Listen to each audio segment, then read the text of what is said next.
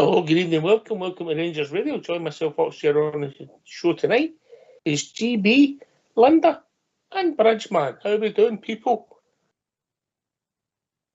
Very well, Ox. Evening, Ox, GB and Bridgeman. Evening, everyone. I hope you're all keeping well. Oh, can I just say a big good evening to yourself, Ox, and the techie team in the background, and of course the two chaps that are going to, the chap and chap S is going to carry me tonight. And to all the Rangers fans listening in all over the world, good evening. Welcome to Rangers Radio. How are you, GB? Very well, Ox. It's been a very busy week, and Rangers have kept me busy and all with all the stories it's been breaking this week between Dave King and Tillman's interview, and then obviously manager's separate interview, and then the press conference today. So it's been all go, mate. Really interesting stuff. All go in the GB world, Linda. Yes, he's a very busy lad, isn't he? Absolutely very busy. But yeah, I would agree with GB. Lots of news, and sometimes it can be a long week with no midweek game, Ox, but there's been quite a lot to keep us going, hasn't there? We're all trying to put the great into GB. First bit of that started yesterday with a resignation, Ox. Oh, you're changing, moving again, are you? What's that? Are you moving again? Oh, no. I get you. That was pretty subtle. That was good, GB. Oh, mate, I thought I was right, there. You might as well go now. That's you done your bit. No Nicola, no guys, no Nicola. Oh, that was quite good. See what you've done there. Brilliant. How are you, Bridge? I'm doing well, thank you very much. Considering how old I am, I'm doing very well. Oh, Bridge, stop. You're starting to sound like old Davey. You're starting to get... No. Davey's far more intelligent than I am. You know, he'll be on the night, Davey, but we're not letting him on, Linda. Oh, that's a shame. We got a copy of your restraining order. Oh, thanks a lot. Send it over to me. We're only kidding, Davey. The first restraining order I've seen with fluffy handcuffs in it, GB. Oh, pink ones. What? You can't beat a bit of pink, huh? Right, okay. A lot happening in the world. We already covered we've heard Bridge. We already covered for Sunday. Yeah, Ox. Ox. It's been, like I says, I think now that the dust is settled, we've seen that our manager's been brave in that moment, make the decision to let Partick score. I think overall, my initial thought was we shouldn't have let them score, considering it was their defender that started messing about with the ball. But when you think of the bigger picture, we don't want any heat on Tillman. We don't want any negative press on him, especially with a cup final coming up. And our manager's protected the player very well, and he's made the club look very good at it as well. So, full praise to the manager for handling that, and that's probably been his big kind of first test in that situation, Ox. I mean, I know it's not something that happens every week, but he's handled that well, especially with what's coming up soon. Linda, just get your thoughts on the whole of Sunday, not just that mad 2 minutes, yeah? Yeah. But first of all, I mean, I think it was the right thing to do in terms of letting them score. I mean, don't get me wrong, Ox, it was quite a frustrating game, and setting that aside, I just thought we were awful in the first half, and I actually couldn't believe what I was watching. And you just thought we were in real danger of making a complete mess of it, again.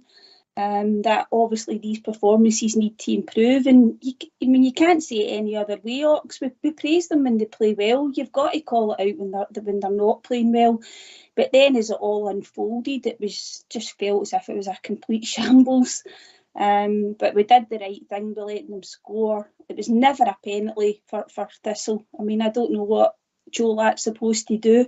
I know the rule about the handball, but he's not gaining an advantage. He didn't seek to make himself bigger. He was landing.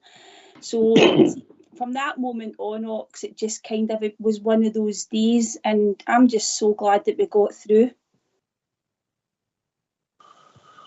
Aye, I agree. Well, you summed up nicely there. Listen, GB, the manager, The manager's grown into the job. He's starting to deal with the press, and we're going to hear from him in a second. He's making calls. People might think they're right, wrong. That's people who've got opinion. But when you make a call, you live and die by it. You ultimately got it right because we won the game. Yep, Ox. I mean, he could have looked very foolish in that moment. I mean, and if it went the wrong way, what I says, the pressure would have been on him. I mean, but he was brave in his decision. He has been brave with how he's operated since he's came in as well. I think, especially with how he's had to put midfielders into defence and get results and stuff like that, bring the team back up to a confidence where we can actually see a team competing. He's mentioned it before that he never really got involved too much with the press side of things, but I think he's now realising what it means to be a manager, because he's having to, like I says, deal with the press nearly up to 3 times a week. They're always looking for stories, but I'm not one for spreading rumours, as you well know, GB, yeah? Of course not, mate, but I think you're going to tell me something, yeah? I'm hearing rumours of somebody else that Andy Feelings doesn't like. You know, but that's the rumours I'm hearing, you know? Somebody else? That's all I'm saying. Yeah.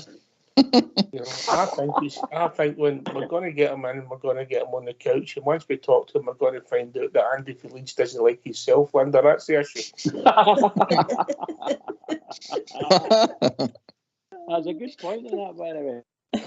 I'm going to phone in and we enjoy his company. Aye, small doses, Bridge. Small doses. Don't push it. Don't push it. He's not as smooth as old Davy, is he, Linda? Oh, nobody's as smooth as old Davy. Right, I'll tell you what we'll see. I'll tell you what we'll do. We'll hear from the manager, and then it'll give you some things to talk about. And after the manager, feel free to join us when you want to talk about the Rangers world. Let's see if our gaffer, remember, he's our gaffer, Michael Beale.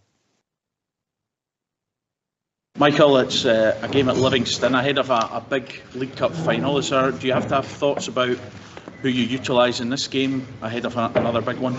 No, I think you just play the game that's in front of you. Obviously, we've got a week's preparation into that. The game being Saturday and Sunday's a lot of time. I prefer us to have a strong rhythm going into that game, if I'm honest.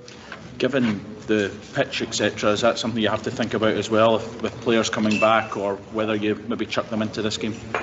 The pitch is difficult. I think the advantage is with obviously the team that train on it every single day, so the advantage is in their favour, and generally the teams with the artificial surface have good home forms. It's a tough place to go. We've got reasonable results there in the past, but we know that they're riding high. I think David does a fantastic job. They're 4th in the league. They'll be full of confidence, but we can't be in stronger form than we're in now ourselves. Do you have an update in terms of injuries and who's back and who's out? It's a mixed bag really this week. John Lundstrom's touch and go. We had a slight issue with Connor last week, so we gave him the rest. Obviously in the game he was there if we needed him. Nico Raskin had some issues after the game. Ryan Jack's got a little bit. There's no one else coming back right now, so we'll see how we go after training tomorrow. So it's all a little bit up in the air, I would say, in terms of selection right now. But we go there with a strong squad regardless of who's available. I know you were talking about forward planning and what you want come the summer in terms of players. Is there an optimum number you want in terms of how many in the squad you want to work with going forward next season? I think ideally, as a rule of thumb, you'd want, if you had 10 outfield players, you'd want another 10, so 2 for each position. You'd want an extra striker and an extra goalie, so 3 goalies, seniors, maybe 1 young one and 3 number 9. So that gives you a rough guide. We've obviously had 1 or 2 players that have had injury problems, so you're carrying a slightly larger number. The summer with the contract situation and just with the window opening, whether you're in contract or out, it gives me a chance to maybe get that to where I want it. I think we've got quite an inflated squad, but obviously not everybody's been fit, and in the last few weeks we've just been running with 18, to give you an example. So does that give people a chance to still work their way into your thoughts when they get back fit, or just with other circumstances, or have you already made your mind up about who you want and who you don't? The lovely thing with us at the moment is with a third of the season to go, everything's to play for. So we're in a good place compared to where we were maybe a couple of months ago. Our squad looks stronger, our results are stronger.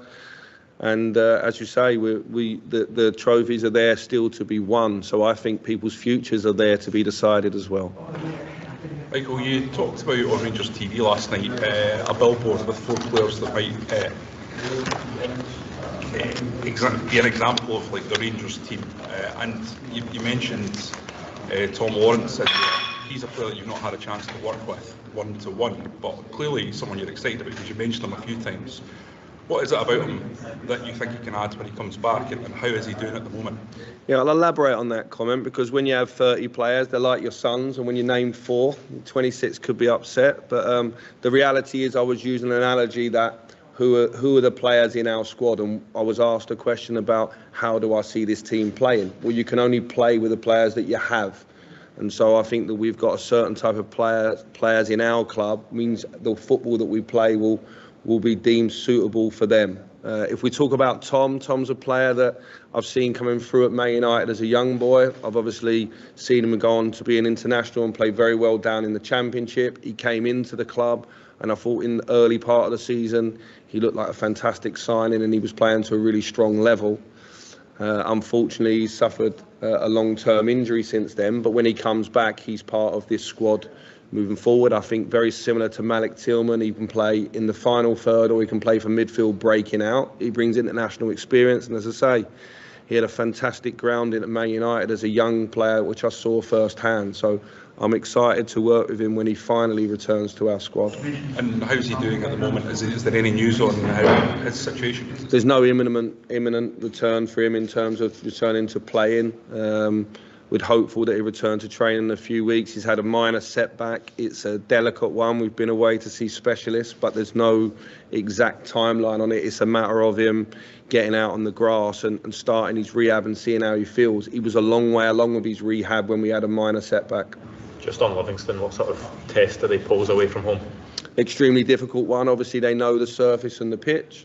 I like going there because we take a great number of fans there, and their fans are close to the pitch, and I think they have an impact on the game. We know that Davey have his team fired up. It's a squad, funny enough, just in the leaving of Scotland and coming back, the backbone of this team, the goalkeeper I worked with a lot at Liverpool, Shamal George. Morgan Boys was a young player that plays at centre half coming through the academy. Stevie Kelly was a boy that I had a lot of affection and a lot of thoughts towards his future when he was here, and I think he's been a good player for Livingston this year. And Joel Noble was my striker at Chelsea many, many years ago, under 9s, 10s, 12s and 13s. So I know Joel and his family very well. So there's some familiar faces there. It's important that we go there and put on a really, really strong away performance. Our last away performance in the league was away to Hearts, and it was our best performance to date. So I'm looking for somewhere around that, certainly out of possession. If I can go back to Malik Tillman's goal at the weekend and what followed, in the days after that, there's been a lot of debate, a lot of discussion on whether it was the right thing or the wrong thing to do in giving Partick Thistle the goal. Certainly there seems to be a split in the Rangers support as to whether the right or wrong decision was made at that point. Has that surprised you that there's been so much debate in the last few days over that? No, because I think if you're in the stadium at the time that it happens live, you're unawares of everything. I think what I have is a very unique position that I was close to the pitch. I could speak to the players and I could confer with our bench that obviously had the camera there as well, and it was the right decision to make. It was right for football, it was right for that game, it was right for Malik as well. I think you can see clearly Kamar and Antonio's reaction when the situation happens, and also when you speak to Malik at the time, he's aware as well. I think we should put that to bed now. It was the right thing. It was the right thing for Scottish football as well in general of that cup competition. Unfortunately, in the hours after the game, Ian McCall lost his job, and obviously if it had been through that reason, I wouldn't want to be sat here today discussing that. It was a difficult moment, but it was the right decision to make, and I think there's no blame apportioned to anybody in the whole situation. It was a big misunderstanding and we move on. And I think from the fans that I've seen and spoken to, I think once they've seen the whole thing, how we have, everyone understands it was the right thing. There's been a suggestion that had it been a Celtic game where we turned the fans against you. Does the status of the game or the importance of it play in your mind in these matters? This is a route that in this country we go down all the time. And come on, let's not go down that. It was the right thing in that moment to happen. It was the right and fair thing, and let's not go down that road. I think the decision was made for the right reasons. How was Malik doing after the initial start? Yeah, that was the probably thing that I did miss in the whole thing. I didn't realise that obviously the boy had caught him as badly as what he had. And it obviously led to the whole situation, because that's why he's down and he doesn't see the ball's been played out of the pitch. He's fine. He's fine. There's obviously a lot of emotion in and around after the game, but I think when you see exactly what happened, when you see the video and you guys have replayed it and seen it, it is how we said it. When that's what happened. Something that might have got lost in last week, obviously, with all of that was first start and a goal for Nico Raskin. How has he been settling in on the training pitch, and how pleased are you?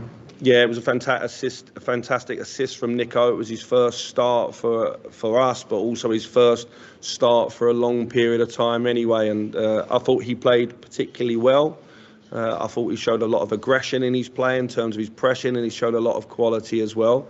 It was a nice first impression for the home fans, and it was nice for him to get an assist. And I was absolutely delighted for Antonio Cholak scoring the goal, because he's had a tough time as well. So I said after the game, I thought I made maybe one or two too many changes in that game, and you've only got to listen to me there talking about obviously Nico making his first start and Antonio his first start for a while as well. So overall, we're pleased to get in the next round. We have a home draw as well in the quarter-final, which is important. How are the team adjusting to the no midweek? Obviously, new players coming in, you might think they might want to play a little bit more, but is that giving you a lot more time on the pitch, with the training pitch, with them to adjust and embed your philosophy? There's a huge amount of competition right now, which is why I was a bit surprised by the first half performance last week. Fair play to Partick. I thought they took part in a really, really good cup tie. It had a little bit of everything. Controversy, it had interesting goals and missed penalties and everything that you'd want in a cup tie, but I was expecting a stronger performance from us. I think that the boys need to earn their shirt in training as much as they do in match days as well. Michael, can I ask about the overall league position? Obviously the games are ticking on, you're doing pretty much all you can in terms of results. Do you hold a realistic view that you can still win the title, or would you accept it or concede it's unlikely at this stage? Well, I think if you looked at probability, the probability is low, because the games are running out, like you said, and there's only so many games left. I think we're in very, very good form, so Celtic are also therefore in very, very good form, and their forms run longer than ours, so you'd say it's outstanding form. What I would say is momentum can change things in football, and so all we have to do is keep doing our job and hope the momentum changes. If it doesn't, we still have to win games for Rangers and build our team stronger for the cup competitions and what's to come. We cannot put a foot off of it. That's why I was a little bit annoyed at the weekend's performance. Can I ask about just another one briefly? You talked about, again, Ryan Kent and Alfredo Morelos. You talked a lot about it. It feels like there's an inevitable sort of building of, in the words you're using, that you were talking about leaving the front door with their heads held high. Are you sort of accepting that they are leaving? And if not, what is the situation? Have you offered a deal? Have they rejected a deal? The talks are ongoing. The club know my feelings on it. The players and their representatives are talking. I think the way that this club ends this season will determine everything for more than just those players. I think that there's a lot to play for at this moment in time. We know the emotions in this city, based around where you finish and whether you hold trophy above your head between now and the end of the season. I think that has a big part to play in terms of a make-up of our squad next year. So that's certainly any comments I've made recently are not to show that I'm less confident. If anything, I'm more confident today. And is that as a result of recent talks, Michael? The talks have been ongoing all the time. What I tried to do with the players is just give them room to breathe a little bit. we've had to win every game that's in front of us, both in the league and in the cup competitions. We've got a cup final coming up. We've got a big away game this weekend. Now's not the time for me to be giving any ultimatums or for the players to put in any this way. We have to focus on these games in front of us. If we do well, I think it makes everything easier. Do you think it's more encouraging now than perhaps what it has been? Well, I think they're playing better now. So I think therefore everybody's in and the team's winning and the team's doing well. And I think then obviously everything feels nice in the world. We know that certainly a big club that can change in the matter of 90 minutes. So it's important we keep focused on the games. You mentioned Raskin and Jack. What injuries are they? Would they just be short term if they are out? Nico just felt a bit of fatigue after the game. We've not took any risks with him. He's not returned to training just yet. He will return to training tomorrow with John Lundstrom. I have to take a view on where they're at. Ryan Jack's had a slight problem after the game as well, which is not ideal, if I'm honest. But listen, since I've come back into the club, I've played games when we had no fit centre-backs or anything else. I'm learning to take a deep breath and I trust whatever team we play on the weekend to get the result. Just on the Thistle situation, were you surprised to see Ian McCall getting the sack?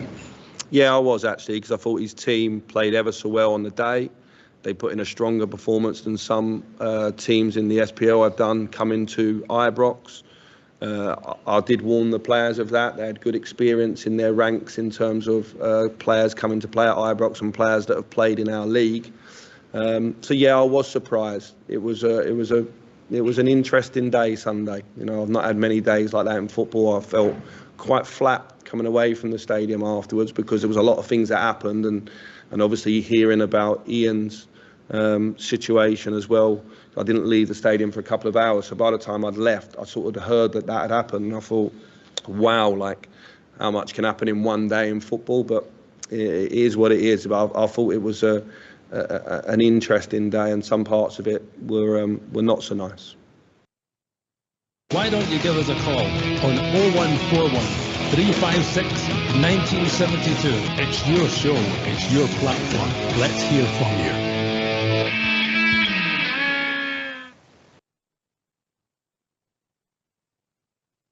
Wonder, he's a top operator with the press. Obviously, he's only beginning to get his stripes, but he's getting there. Yeah, he definitely is.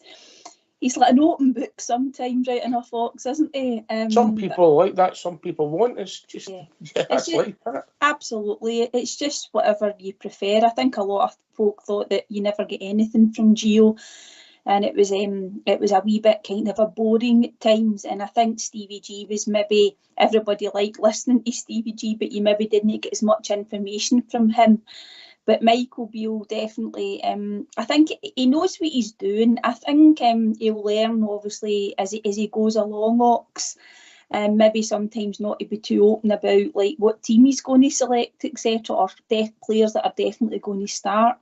But yeah, definitely he's grown into the job, and I think he'll learn, because let's face it, he's got a wee bit to learn from the Partick Thistle game, and he admitted that, didn't he? You know, I think he's okay with that. He'll be honest and say that he got his selection wrong.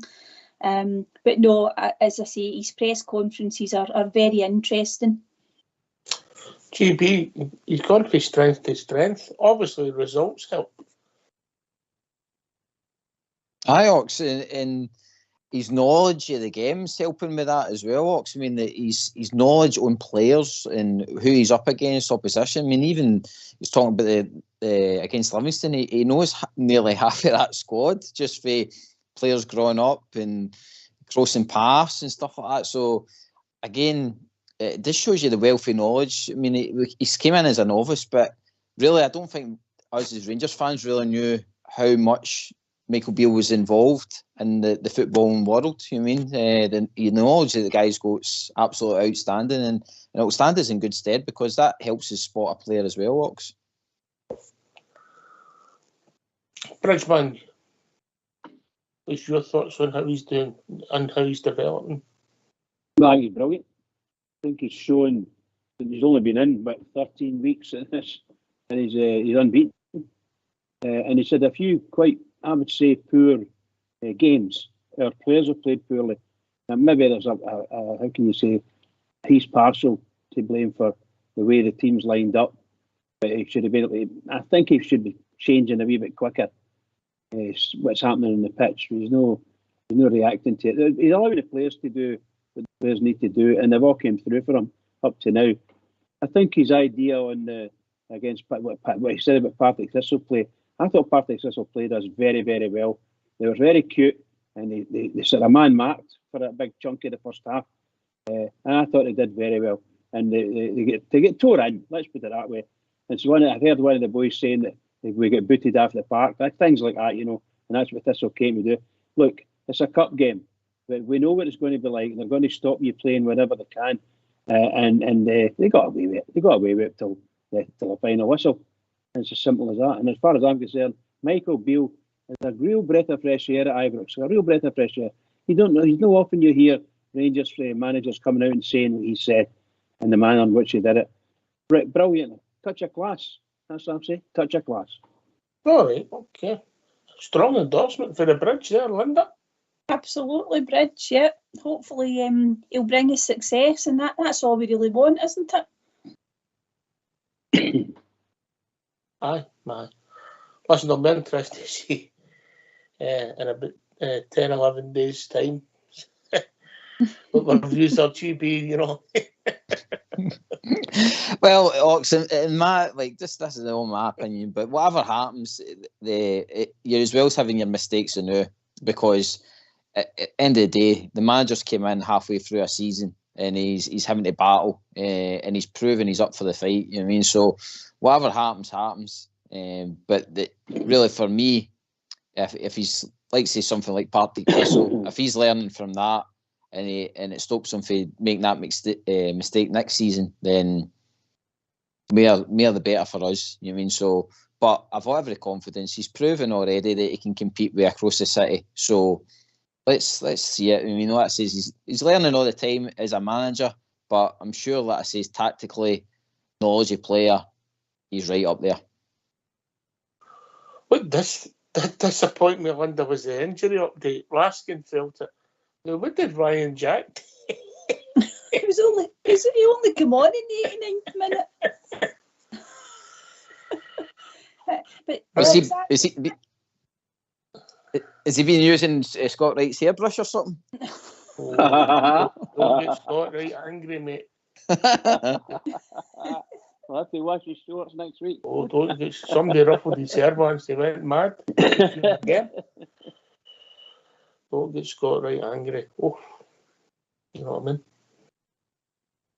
Aye, Nico. Well, hopefully it was just that they played maybe a lot of minutes with the adrenaline. They just needed a wee rub down and get it easy and start training fine tomorrow, and Yeah, because I think he kind of clarified at the end, because I think when he said that they've got niggles, I think everybody's going, oh no, Raskin, not surely he's not injured, but obviously just he said it was fatigue, didn't he? The difficulty with that is that, you're looking at the cup final and, we just wish we had maybe got him in a bit sooner, Raskin, so that we could have got him up to speed, Ox. But it'll be interesting to see what happens at the weekend and whether, people are saying, well, if he doesn't play at the weekend, how can he be fit to play in a cup final? But it's just, we'll just have to, get the weekend out the way first and then see what happens. But not want to look too far ahead. But actually, when he was talking about when he first came in and he was only like a smaller group of players to pick from, Ox, it almost gets a bit more difficult when you've got more players to pick from and you need to get your lineup and your formation right. So when you think about the next couple of games, it is going to be very interesting to see who he plays, particularly in the forward positions. I think Michael Beale, he doesn't start picking his team at 5 o'clock on Saturday. Yeah. I mean, you can't look too far forward because you can't plan to, what you can plan. See who's fit, see who gets through Saturday Bridge without any mishaps, yeah?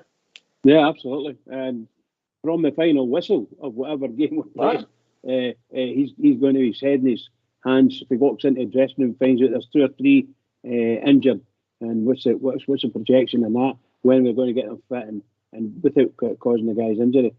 I think he knows. I think he knows what he's doing there. And let's hope he keeps on going with it, because that's the only time a manager has got. He's got to be able to gauge what's happening and then obviously follow through for the rest of the week and make sure that everybody's right bang on up to fitness. All the games are coming 100 mile an hour it is now. So we'll have to do it. We have to win them, and it has to get a team in the park. It's all about dealing with the here and now management with plans running parallel, GB, yeah.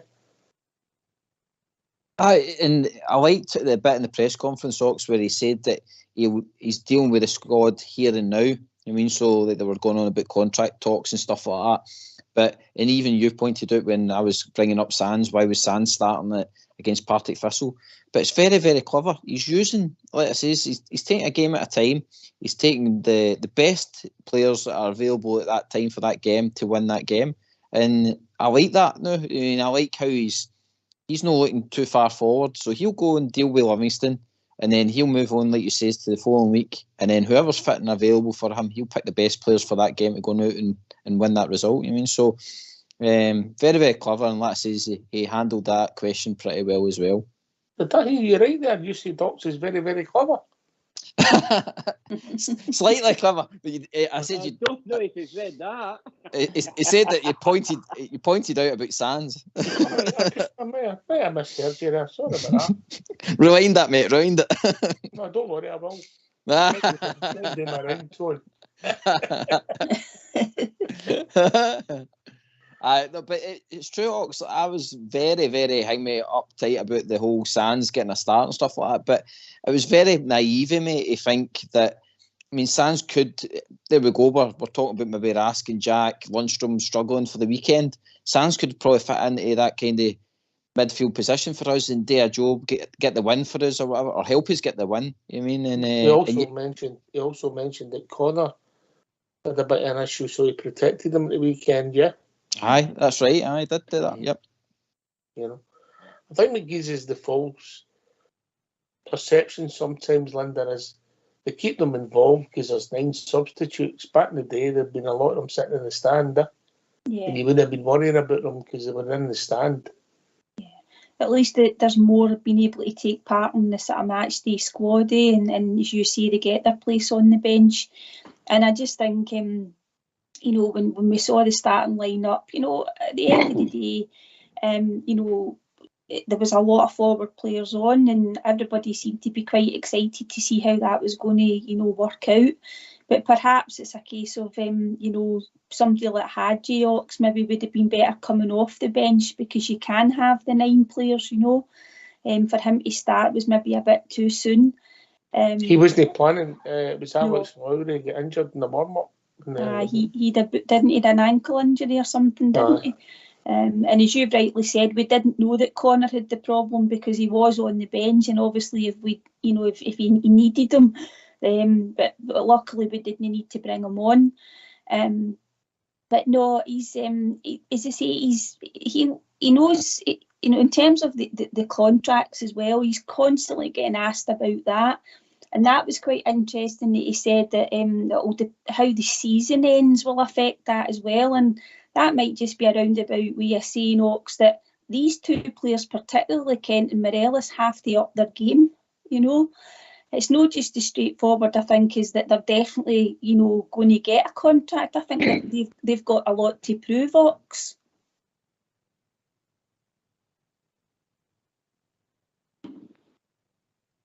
Well said, Linda. I think that my personal opinion on that is that the 2 chaps in question, Kent and Morelos, they've got a big decision to make themselves, whether they want to go ahead and go for this to the end of the season, because they've got to, their performance levels have got to be lifted as well, you know.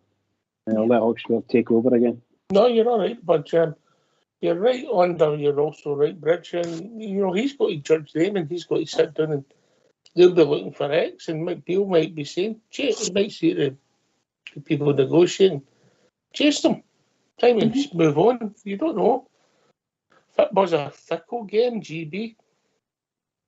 It is, Ox, but again, our manager's playing it very, very smart. He's laying down the gauntlet to the players because he's not wanting they 2 slacking off at all, because again, he wants to win every game that's left this season. You know what I mean? So he's basically made sure that no, they're going to have to turn up, because if they don't turn up, well, he'll be able to turn around at the end of the season and say, well, your mindset wasn't with me. You didn't want to put the effort in. So clearly you just don't want to be at Glasgow Rangers. You know what I mean? So it's a good way to kind of give them a kick up the bum. You know what I mean? To kind of focus on what's left of the season. And then if they're happy at the end of the season, Rangers are happy at the end of the season, and there can be an agreement made, then we all move on happily together, don't we?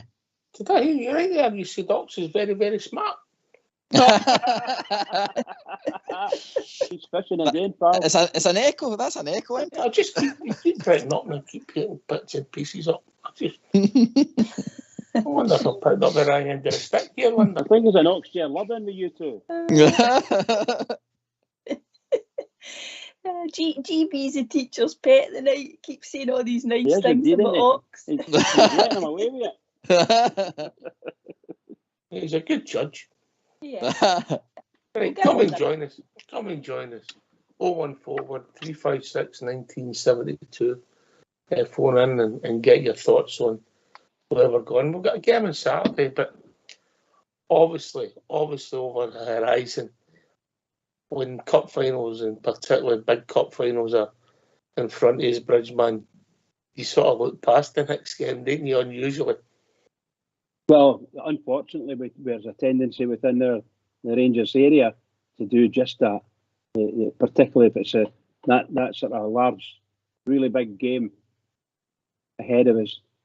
You just, the thoughts go by the next game. And I'm a great believer in the next game as the biggest game of the season. No matter what happens, you have to win your next game. You're only as good as your last game, and you've got to win your next game. That's where I believe that sincerely. Now, I know the temptations are there, and we could talk about how we're going to do in the next game all day and all night. No problem at all. But I would rather just leave them alone until you get past Saturday night, somewhere around about 5:30. Come to the dressing room at 6 o'clock, and you can talk all you want about the next game and start your planning. I get it. It's going to be interesting what my midfield's going to be on Saturday, because the way he's talking, we're short of numbers in there, GB. Ox, could be an opportunity for fringe players as well to stake a claim, Ox. I mean, you never know. Somebody might slip into that midfield and have an absolute blinder, and they've just played themselves into... Do you think that could happen? Do you think if Joe Bloggs come into that team? The only one that I think that could only turn the manager's head would be probably Scotty Arfield in that midfield, Ox. But again, I think you mentioned last night that Scotty Arfield's carrying an injury as well, so we don't know if he's back fit. But if he is fit, he's about the only one I could probably see that could turn the manager's head for a kind of cup final performance. Maybe a place on the bench, I would think. Linda? Yeah, it would be good to see Scotty come back. I don't even know what's wrong with Scott Arfield. I mean, he wasn't in. He's not been in the squad, and then I think Michael was asked about it last week, and that was the first we'd heard he was injured. But no, I think he'll have it in his mind. And I know we can't look too far ahead, but I just think the whole set of circumstances in Saturday, Ox. We've still got a chance in the league, we know that, so we want to make sure that we win the game, but you also want to get away from on Saturday with no fresh injuries, and things can happen. I totally understand that. If there's any doubts about any of them, Ox, I just don't think you'll risk them. All right, we've been joined by George. Evening, George. How you doing, boys? Girls, how you doing? All right? Hi, George. Hey, George. Hi, George. I'll just go on with the manager's interview today, Ox. I keep on saying it, but I think the guy just oozes class, Ox. I really do. I don't know if it's just a Rangers thing, because I seem to say about all the managers, Gerrard and that as well, but his interview today was absolutely perfect. He held his own, asking him daft questions again. I thought Hadji got asked a couple of daft questions as well, but I thought the manager just, I think he's just class the way he talks, and like Gary was saying the other night as well, I mean, his insight to football is absolutely fantastic, knowing players who when they were 10, 11-year-old and things like that, no forgetting them. And I think that goes an awful long way, Ox. And it comes out in his interviews and that. I think we've got to champion this guy every chance we possibly get, Ox, because we're the only ones that's going to do it. But I just think he's absolute class. GB. Well said, George. Like I says, every time I hear him speak, and even when he was pressed, you're talking about tricky questions. He was pressed on, I think, a question about is he still up for the challenge of the winning the league. I mean, he was totally honest with it. He was saying that they're in great form, and it's going to be about momentum change. And if they get the momentum change, they'll be ready, because he's wanting the team to go out and press for the win. You mean, keep challenging, keep in the race for it. So again, a very smart answer, and it, again, for me, it just shows that our managers, like I say, is not going to bite and not going to surrender any league. The new mate, I think, like I say, he's wanting the team to challenge to the very bitter end, mate. It just comes across for me as absolutely brilliant. It really does. And like I say, the question that he asked, he basically says they're in the driving seat. We've been playing great football for a while, but they've been doing it longer. So we've got to basically can keep doing what they're doing, basically keep winning every game, and hopefully they can slip up and we can maybe take a wee bit of put a wee bit of pressure on them. So I just think the way he talks is absolutely brilliant, Ox. I really do. And just another thing as well, Ox, I went away the other night there and I thought about for a while I've been I wouldn't keep wee Morelos. And I worked out what kind of money he's on and what kind of money it would take to replace him. I said the same last season about Big Goldson as well. And I might change my mind tomorrow again, but I think we should try and keep Morelos, because he tried to replace him, but it would cost for the replacement. I can't focus saying he's not scoring so many goals now. I think he does a lot for the team when he's in. I think Michael Beale's definitely got to get the best out of him.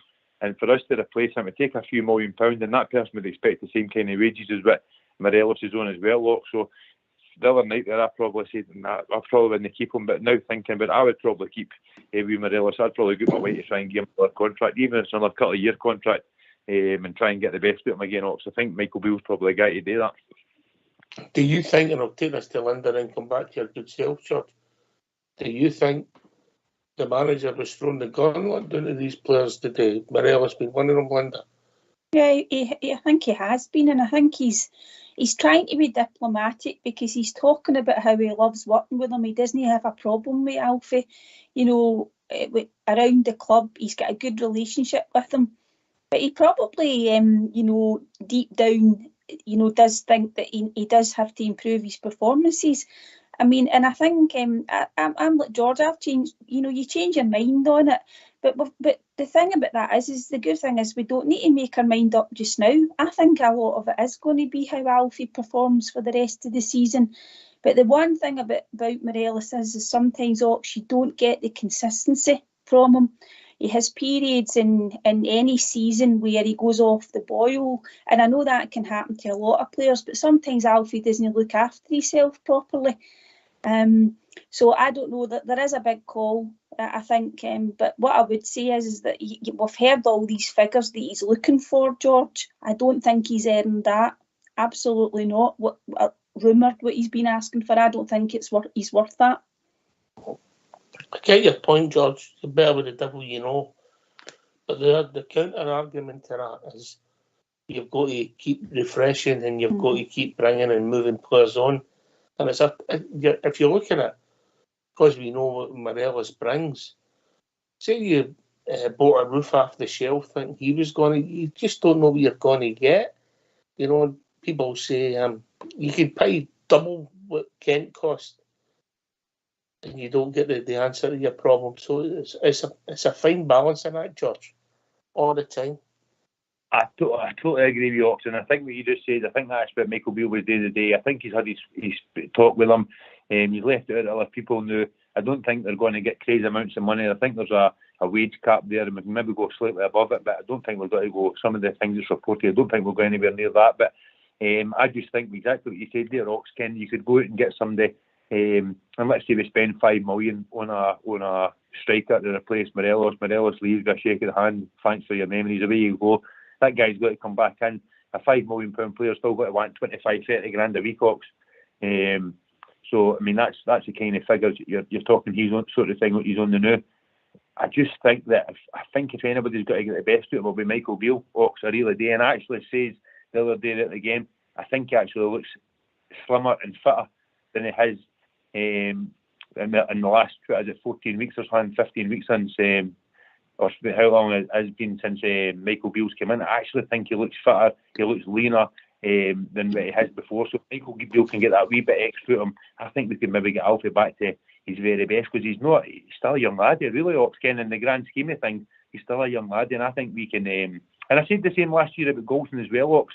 I was like Kenson was to replace Golson, but when I actually tallied up 5, maybe 6 or 7 million to replace him, and the wages are on, you didn't know what you've got to be getting, really, because Ben Davis gave me a big thing with Liverpool and things like that, and I don't think he's any better than what Golson is. So I think we've got to be, like you say, it's a balancing game. We really need to work it out as a balancing game. But if it was me to pick right now, I think I would keep the Alfie. Aye, well, we'll see between now and the end of the season. But if I go back to that game at Love Street, I think it was one of Gio's last games, if not his last game, mate. I would have drawn with the airport, you know. But we all have faults and people make up. Bridgeman, how do you stand? Yeah, I'm a great fan of Alfredo Morelos, or I was, should I say. I'm a big fan of his and him and Kent both. And I think Rangers would be a poorer team without them. However, I do agree, and a great sympathy that people say that some people just don't want Alfie at the club at all because of his past mistakes and treatment, the way he treated Rangers, because there was times when he looked as if he wasn't caring, not interested in blah, blah, all that nonsense. But I think, as George says, the last couple of times he come on there, he's looked a wee bit more slimmer, and well, a lot slimmer actually, and a bit more trim. He's still got the mental side to go and the match fitness, you know, the eye to ball coordination stuff. It's not quite there yet. You see the ball bouncing off him quite a bit. But once he gets past that, then he's going to be close to getting back to what he was. He's no anywhere near getting ready to get back to what it was now, but he scored a couple of goals, and you can see the brightness in his face when he scores, and that's really good. The snarl, it gets rid of the snarl. Keep that for the heavy matches he's going to go into against some real tough centre halves, and let's get into it and do that. I would really love to see Morelos. I would love to keep him. The manager's the only person that can do that, and it's up to finances as far as I'm concerned, completely. Because if we said no, we'll just let my friend Fred and Morelos go. You know, we're still going to get him fit, and he'll be as fit as a fiddle probably by the end of the season, and he'll be probably ready to just walk in and sign a contract with somebody. That's probably sod's law. That's what would happen with Rangers. That can still happen. I mean, he could be absolutely pal. Absolutely. The season to the end of the season, GB, and still walk away deposit his court. But also, there is if people on the line not be set by him or get involved with him, or the talks on the gun as well as his representation thinks, the club then end up in a stronger position, you know. But it'll be interesting to see where we go. If Michael Beale gets his choice and he wants to sign him and he thinks he can improve his team going forward and this year, I'm happy with that. If the manager gets to pick who he wants, there's no room for sentiment for me, GB. The manager makes a decision. If he thinks it's right for the team and the club, he does it. And then it's only hindsight. You find out if you're right or wrong, mate. For what I see, Ox, and again, this is only my opinion, is that for what I've seen with Michael Beale and the way he's talking and stuff like that, I think Michael Beale wants a bit of freshness. I think he wants to, for his body language sounds like he wants to keep Kent, but I think Alfredo, it would be quite funny that he's playing a blinder with Alfredo, that he's keeping him on side and stuff like that, and then come the end of the season he kind of shake hands, because he has mentioned that he's looking at a number 9 for the summer and stuff like that. So, I mean, for talking sakes, we get the number 9 and say we keep Alfredo, then we've got Cholak, we've got Roof. I mean, that's 4 strikers in amongst there. Really, he's mentioned in his press conferences that he's really only wanting 3 for that striking position. So it's, I I think that the ball's all in our court now. I don't think there's a need.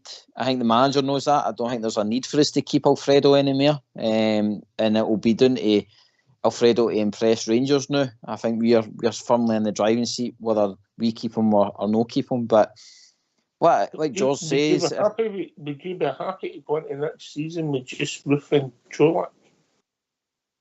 No, but that's what I'm saying. I think the manager's already looking at his other number 9, so we're going to have 3. He's wanting another new number 9 to come in. So does that mean Alfredo's already away, or is Alfredo got to be the backup? I mean, I can't see him wanting to be a backup in Rangers. I mean, so it's all if buts and maybes. But the way I'm kind of seeing it now, I think this will probably be Alfredo's last season with Rangers, and he'll shake hands and move on, because I think we do need a bit of freshness up there.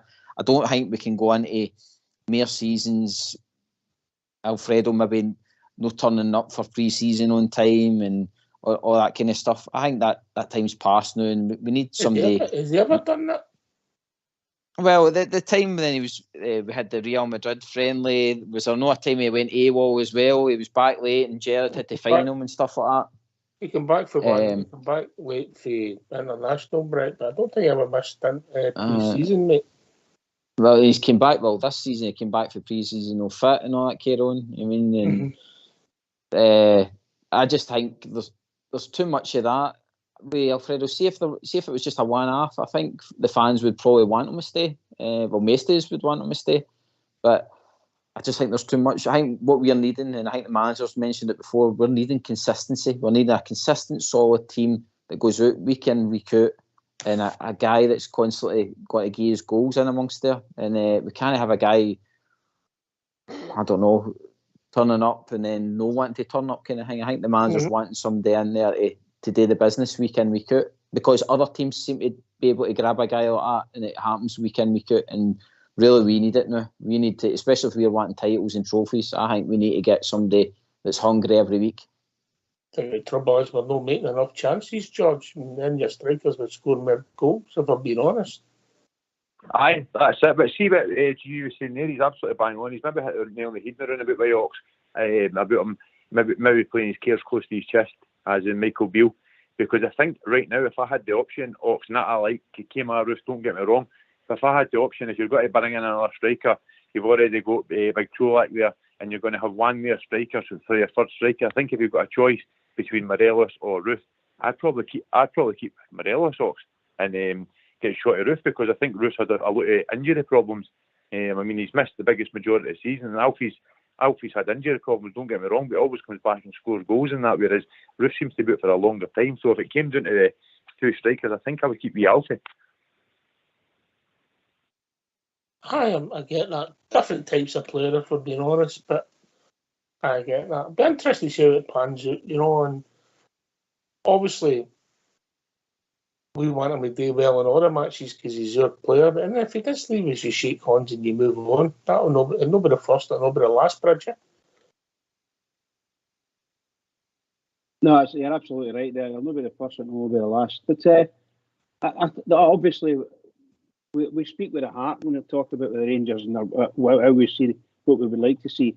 I would love it for Morelos to actually wake up, wake himself up, get his body right, and start to play again the way we want him to play, and probably the way he wants to play.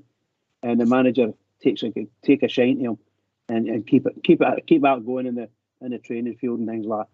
Because I think he's a smashing wee player.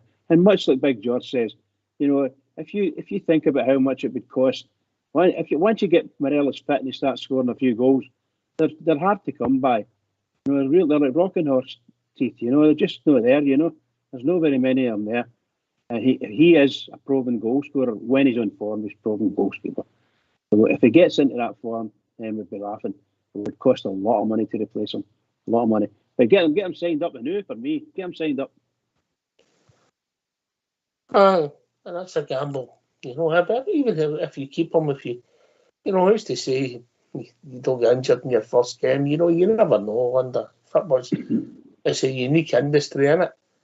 Yeah, and our luck with injuries this season is probably the worst we've ever seen. You just couldn't write the script, and it's just, when you hear him talking about Tom Lawrence, and we were all hoping that we might see him before the end of the season, and that doesn't look too promising. But the thing about our strikers is that with Kamar Roof, I don't know how. If I would agree with George, if you had to pick between the two of them, you would keep Morelos. But it's how can you get how could you move Roof on? I mean, it'd be. If you could get somebody, a club, to come in and sign Roof, I think it would be a minor miracle, because he's just doesn't play enough games, and he's probably the best striker at the club, Ox. In terms of his all-round ability, but that's maybe why he came to Rangers in the first place, because he's injury prone, and that's why he left his previous clubs.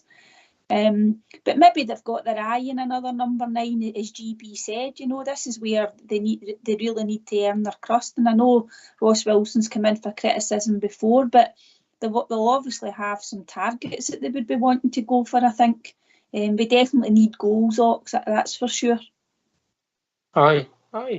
Listen, there'll be a plan A, plan B, George. Plan A, Morelos stays. If that's Michael Beale's plan A. Michael Beale's plan A might be that he goes and he brings somebody else in. He might be happy about it. You never know, do you? No, that's it, Ox. And like I was saying earlier on, I mean, I'm sorry for taking a show about something that was spoken about the other night, but just to come into my head. But like I said earlier on, Michael Beale, I'm at the point now where whatever he says, I agree with him, and I just got along with Ox because I trust him.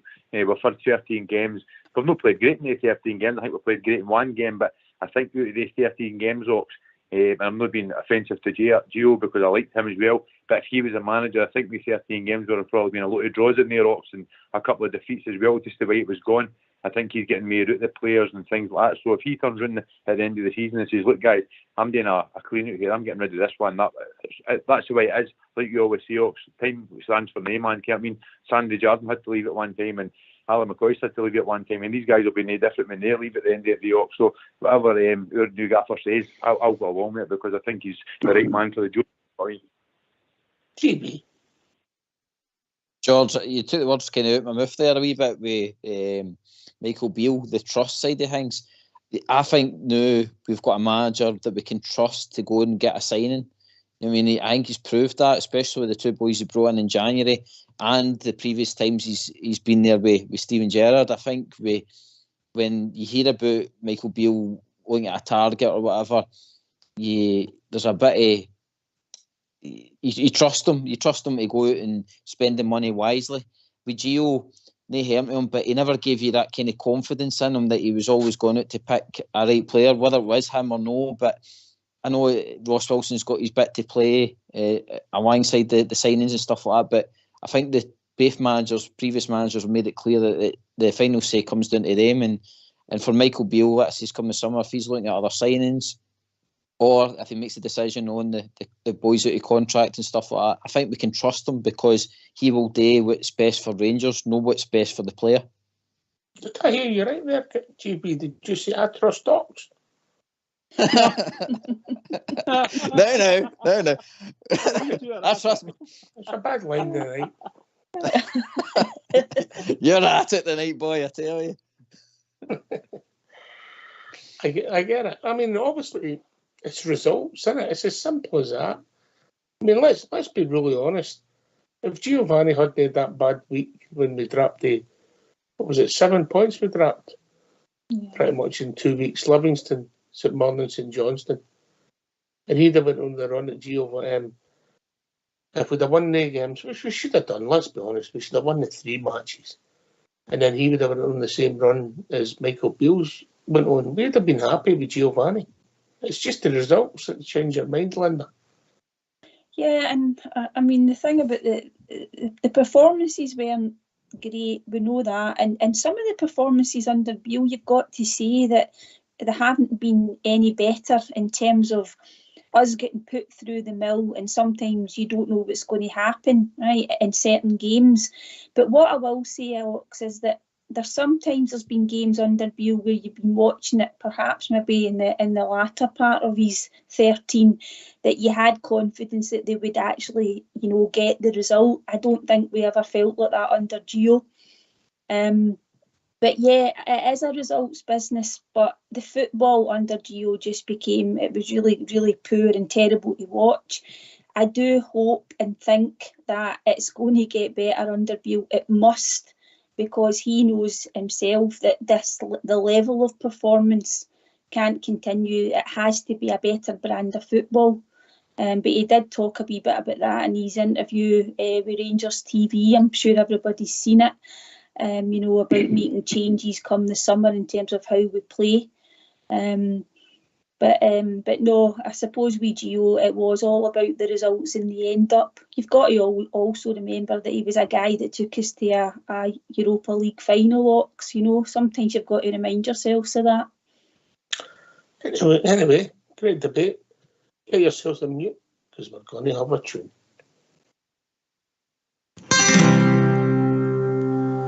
Oh, every other Saturday's my half day off, and it's off to the match I go.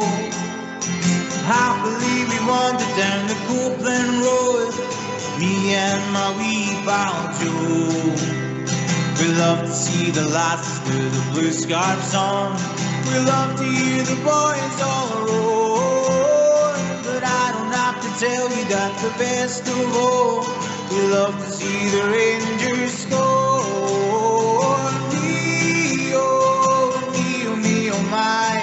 Oh, we love to see them cry. We love to see the lads with the blue scarves on. We love to hear the boys all roar. But I don't have to tell you that the best of all, we love to see the Rangers score. We've won the Scottish League almost every time the League Cups assemble too. We get some exhibitions in the Scottish Cup, we are the cup winners too.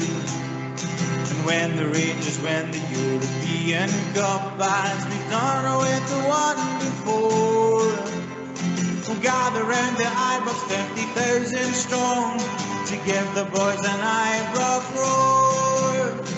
Me, oh my. Oh, we love to see them cry.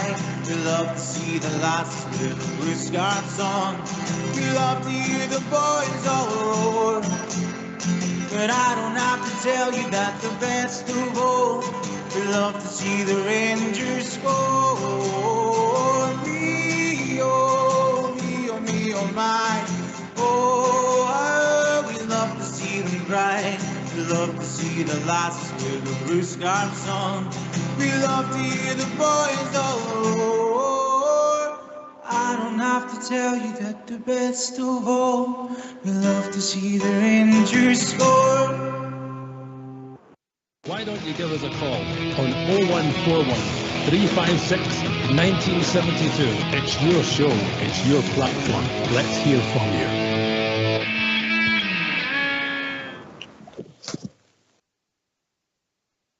Just for clarity, that was Dean Chalmers. It wasn't James through Tennessee.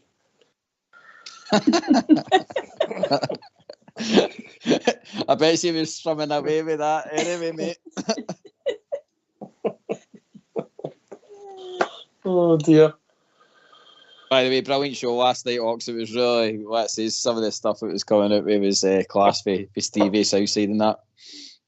I couldn't believe it when Big Alpha did. You're no deed. You just don't know you're going to get on here, George, innit? It's just live. Aye, that's a good thing about Ox. You really didn't think you're going to get. Sometimes you must have to go in and lie in the dark room after the show, like, but you're right. Sometimes the people are brilliant, you know. The people are brilliant. All the boys are good, not girls.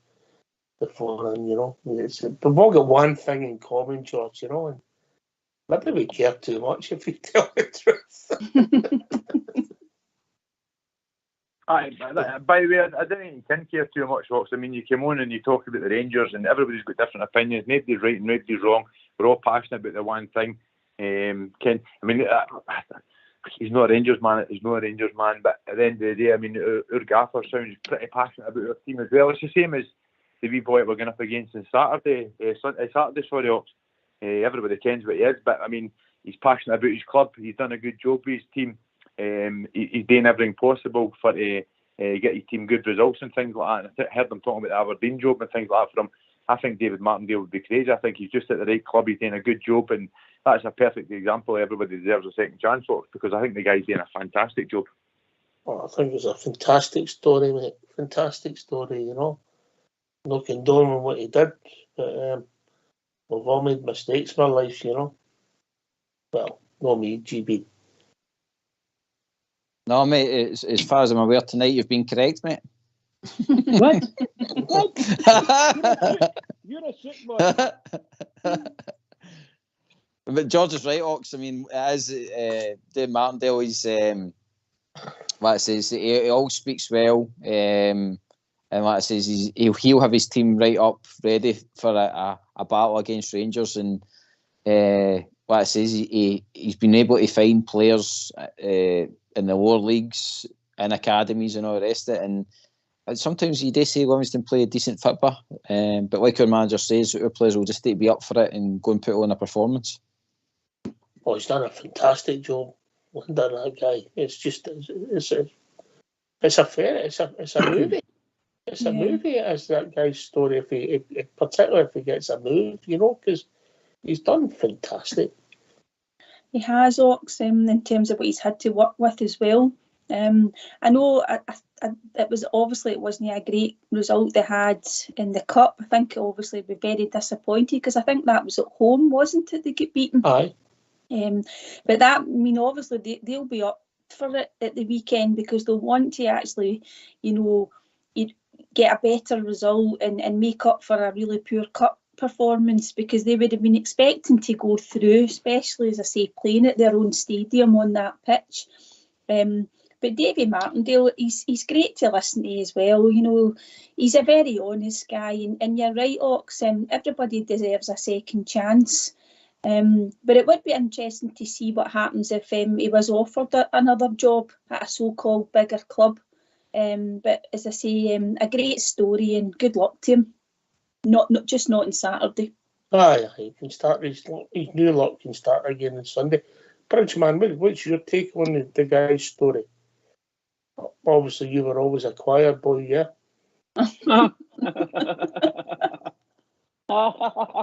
Very good. Are you speaking about Livingston guy? Aye, the manager, aye. I think the manager, that manager has caused major controversy this week by coming out and saying what he said about our manager and their manager across the city. He can't draw a line between them, and he reckons Rangers every bit. In fact, Beale will be ahead of him. That's the way he said it. He's been a good friend to Rangers, I must admit. He's a player. I know that, pal. I know that. But he's been sometimes in this league, you don't get away with opening your mouth and saying and giving favour to anybody else. You just don't get it. They don't get away with it. But he's done it. Fearless. So I'll take my hat off to him. And I think he's a smashing manager in the job he's doing. And he never lays down to anyone that we can see. However, what can I say? He has got access to some really strong players, physically strong. But that's what he does. Yeah. Saying that, and he uses them to the best of his ability, and they'll give Rangers a really tough game at the weekend. They'll be a really tough game, but I think the guy's no bad manager.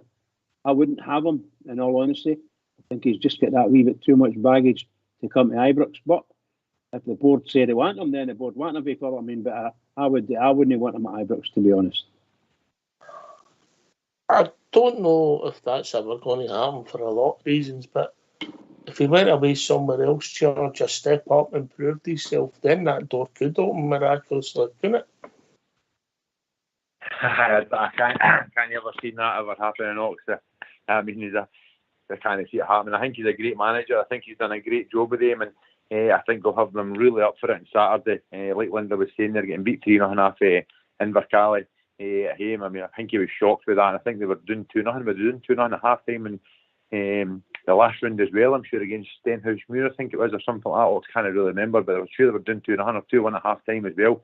And that's when that interview was played, a bit of roaring and shouting and that. But we've got a really tough game on Saturday. We've got a right hard game on Saturday. And again, I look at the fans, I think you mentioned a wee bit tonight. I look at all the folk and all the phone-ins and that. I spoke about the cup final. Of course, it's got to be there, but our manager's going to have our players, our players' head-ox.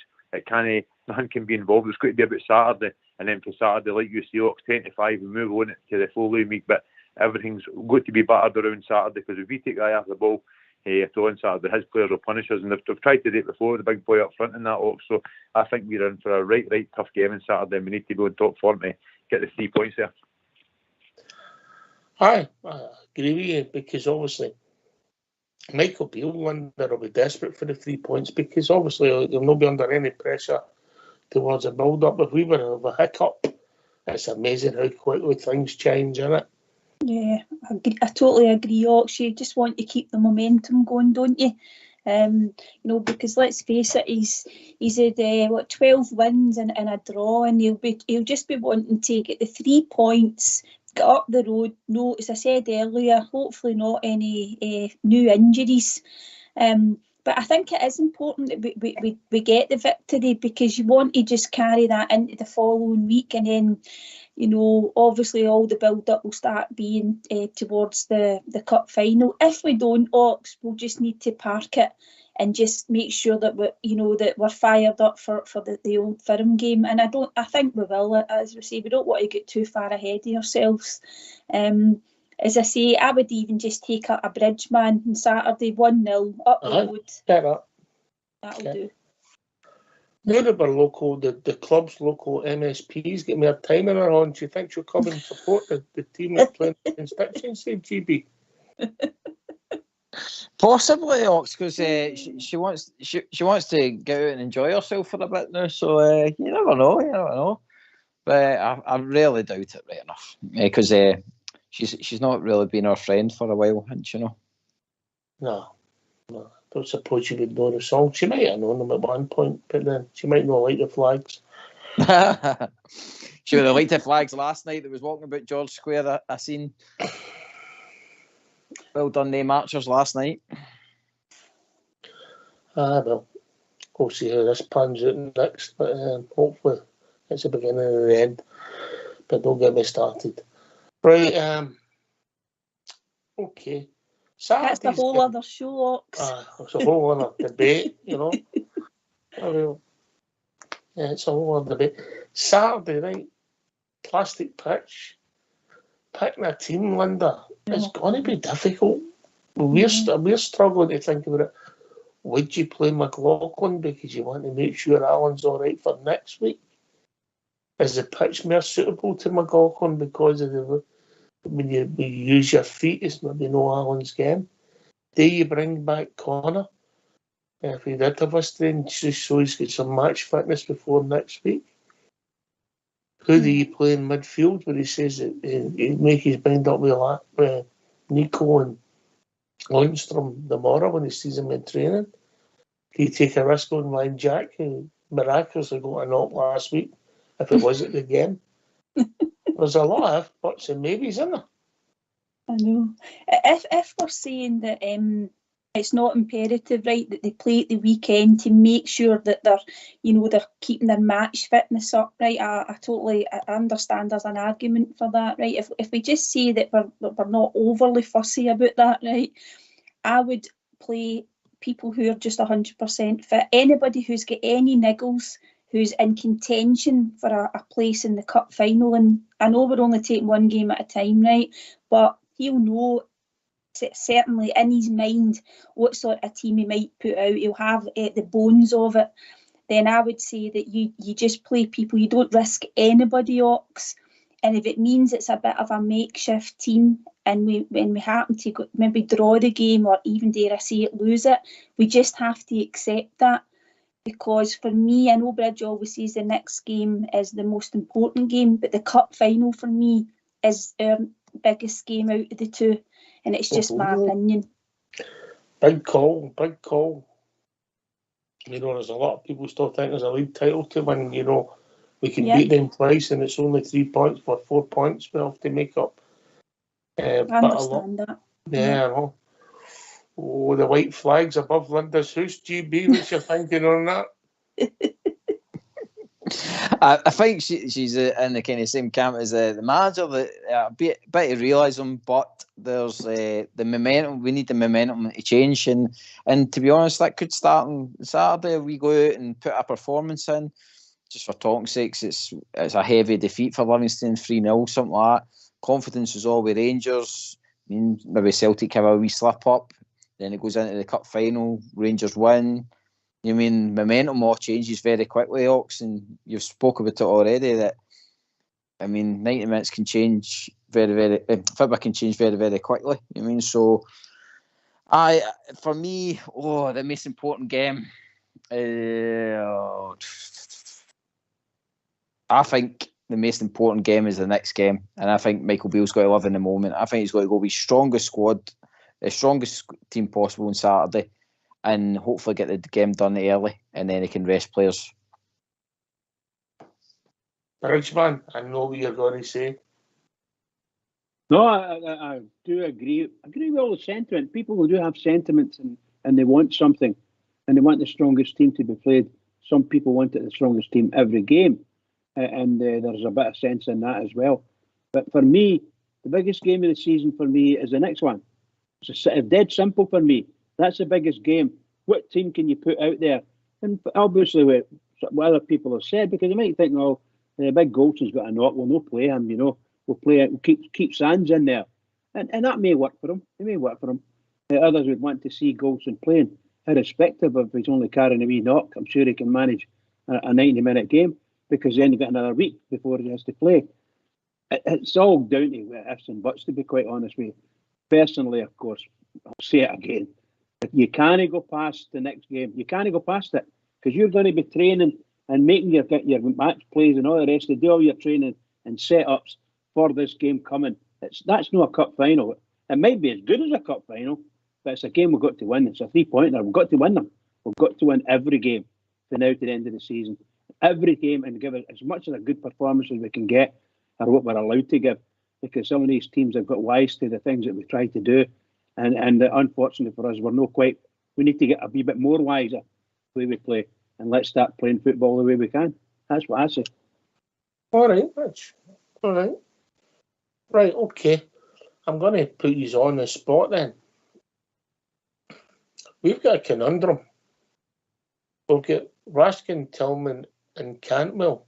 How do we get the three of them on the park? Wanda. Raskin, Tillman and Cantwell, you just talking about in general, just in terms of getting the most out of them in any team formation, Are you talking about Saturday? No, I'm talking about in general. I'm not want to talk about Saturday in general. Yeah.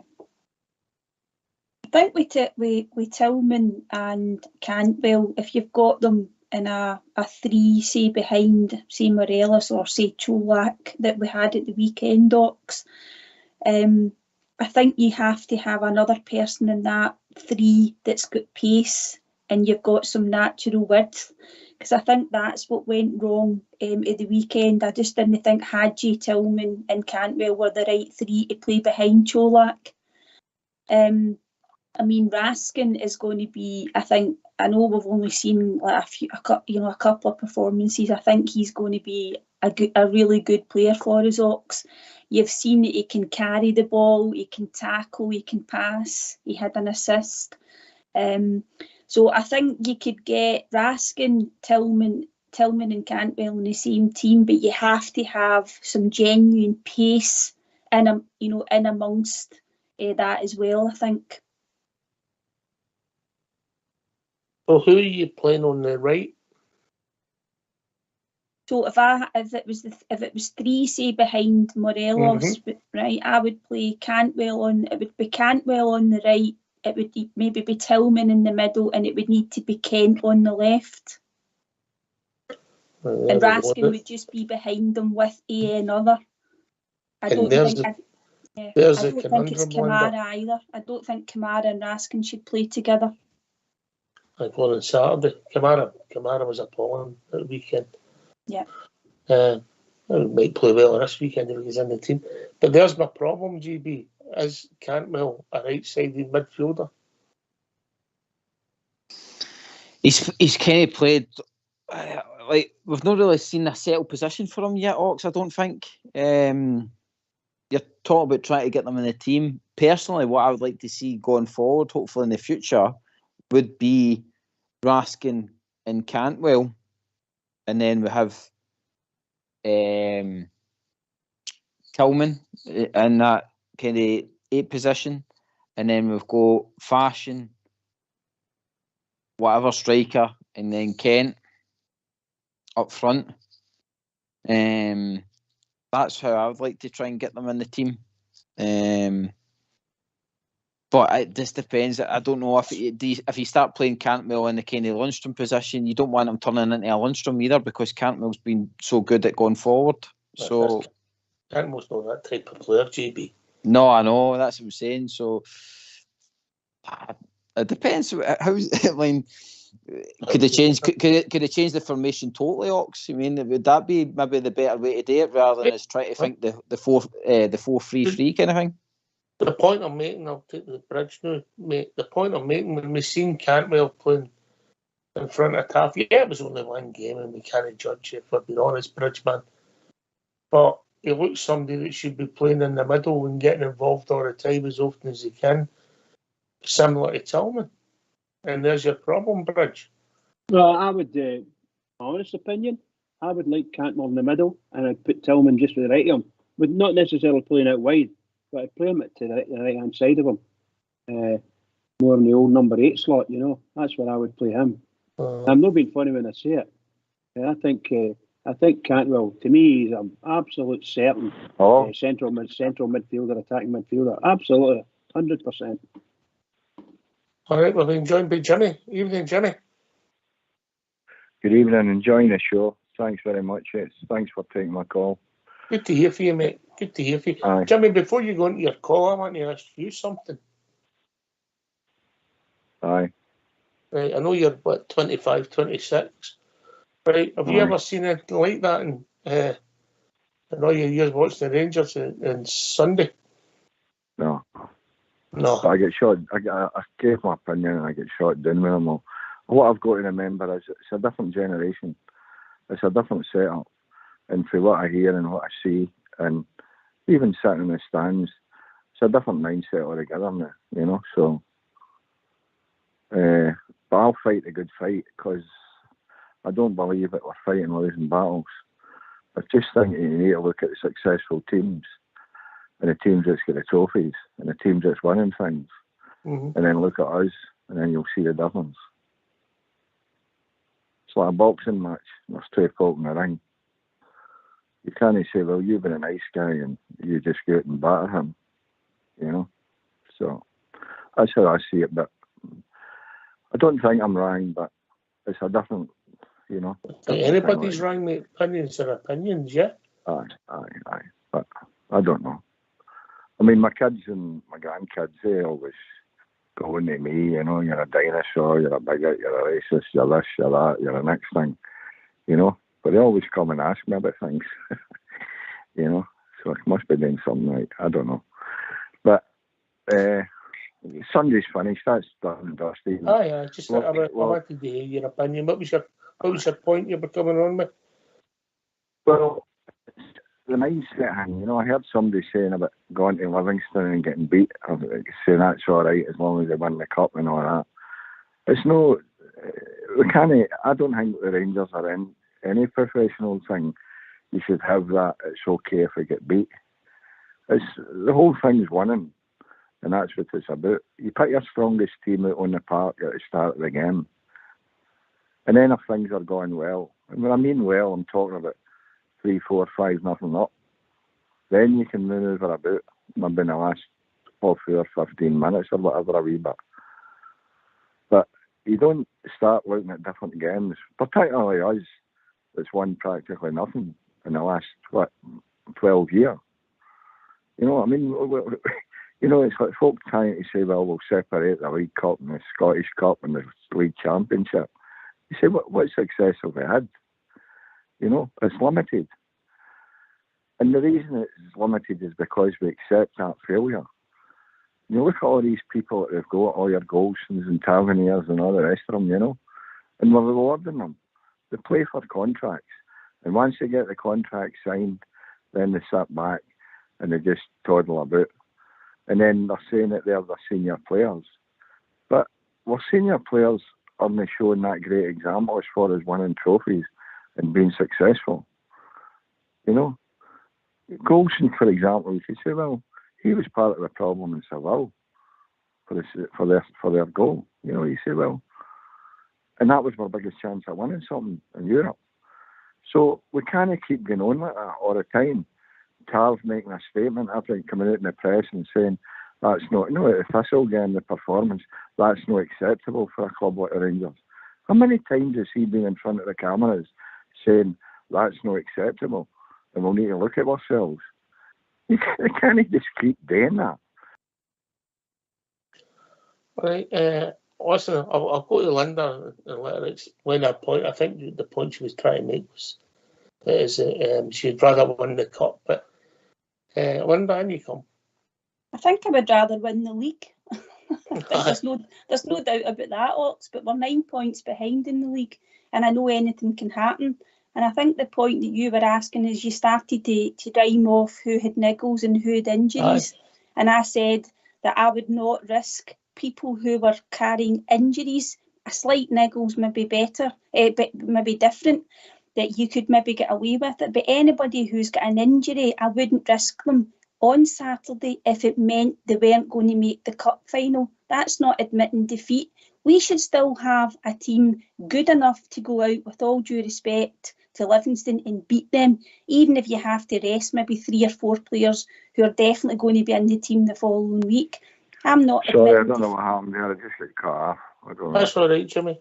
No, Jimmy, I'm just saying I'm not admitting defeat or anything. Ox had said about the fact that we had injuries and we had niggles, and all I'm saying is anybody who's got an injury, I wouldn't risk them on Saturday if it meant that it jeopardised their fitness for the following week. I mean, we're 9 points behind. Anything can happen. But in terms of winning the league, I suppose we have still got a chance. But you've got to take each game at a time. I totally accept that. And it's probably because we haven't won very much that you've got one eye on the League Cup final. I mean, we're 9 points behind in the league. But we should still have a team good enough to go out and beat Livingston. But I just wouldn't risk anybody who's carrying an injury, Jimmy, and it's just my opinion. Everybody's entitled to their opinion. GB. Aye, it's a cracking debate, Jimmy, and it says the mindset, like you says, that we Tav come out saying it's not acceptable. I totally get that. It does become a wee bit annoying when it's the same. It's the same movie all over again. It's basically, that's not a Rangers performance, etc. I suppose the way these boys are trained in the media, they're kind of taught to say that all the time. I think if Tav really wanted to say what he wanted to say, the Rangers fans would give him stick for that and all, if you know what I mean. So he's in a hard on a rock place when he's getting interviewed like that. But it isn't acceptable. There's got to come to a point where, and I think this is why we've got a really good manager in place now. I think he's got to build a mindset, Jimmy, that's going to be like full throttle. We're in to win every competition. You know what I mean? Even the day with the press conference, the manager's not getting up into anything. All he's basically saying is he wants the momentum to hopefully change in other places so that his team can be the way they are and just basically be in the driving seat, mate. So I think the manager wants to scoop all 3 trophies this season, and if he's installing that into our team, then I think, like you say, you start to see that again, mate. And you come, Jimmy? I'm not getting at any one person in particular before what they say. You know, I mean, I just look right back to the season before we get 55. And to be honest, we were struggling, but we could still win the league. But all of a sudden, they just, I don't know, that Murphy Park he'd applied for it through the post, and they awarded them it. But we were coming on to a game. And then if you look at the following season, we went that season undefeated. So who's to say that we couldn't have done that? But we never got a chance because they applied by the post and somebody says, oh, that's a good idea, we'll just give them it. Here you go. There's a league championship. I don't believe that we should be up in anything at all until it's physically and practically totally impossible. And even then, sometimes some things can happen. You know, and the likes of the Tav, I don't think he should be there to get a chance to keep repeating that statement, because somebody should get him and say, wait a minute, son, how long have you been there? You're the captain of the Rangers, so maybe it's time we change. We'll start off with maybe getting a new captain. Then we'll start off with saying, you're maybe not here at all then. Because if we don't change it, we'll just keep getting the same results time and time again. You only need to look at some of our biggest competitors and look at the turnover of staff they've had and look at the players they've changed and how it's all came for them.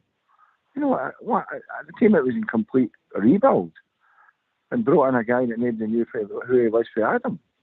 And look at what happened. But what did we do? We just stood still, you know, for whatever reason. I know finance has got a big thing to do with it, but you're not going to say that we can't get players, because if you look at the Rangers' most successful teams, they weren't all great football players. Some of them had heart. Some of them had heart. Some of them could, you know, Alec MacDonald wasn't the greatest football player. John Brown wasn't the greatest football player. John Gregg wasn't the greatest football player. But John Gregg's the greatest Rangers player I've ever seen in my life. And if you ask most of the people who are about my age group, they will reiterate that John Gregg's the greatest football player that they've ever seen in their lives.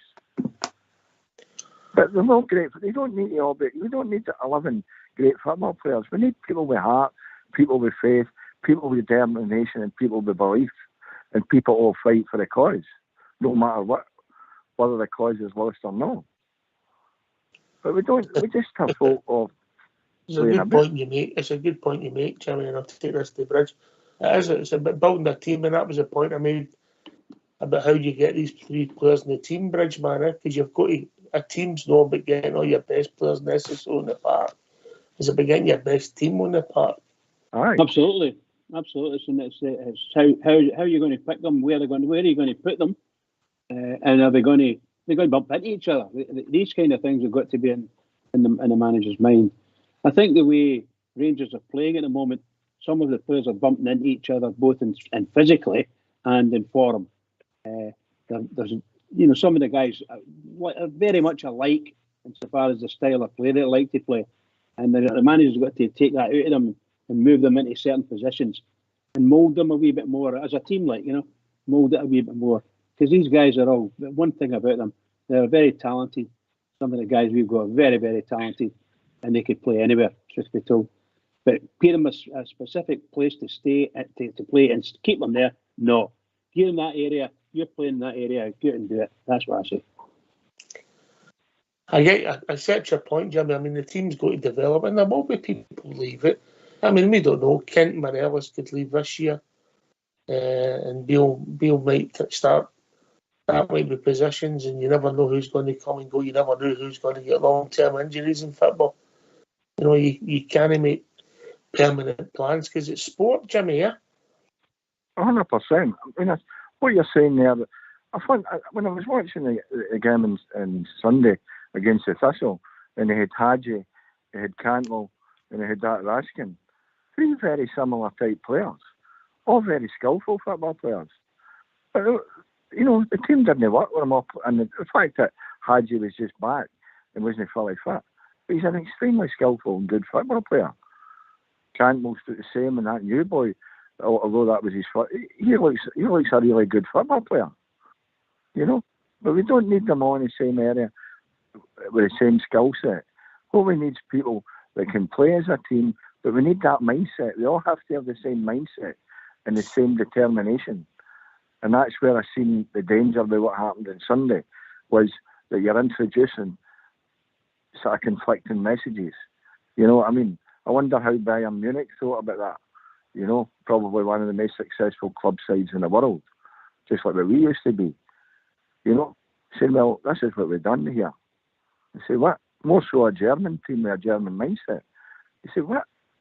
I say, that's what we've done. I say, well, you know, we won in 5-0, 6-0 or whatever.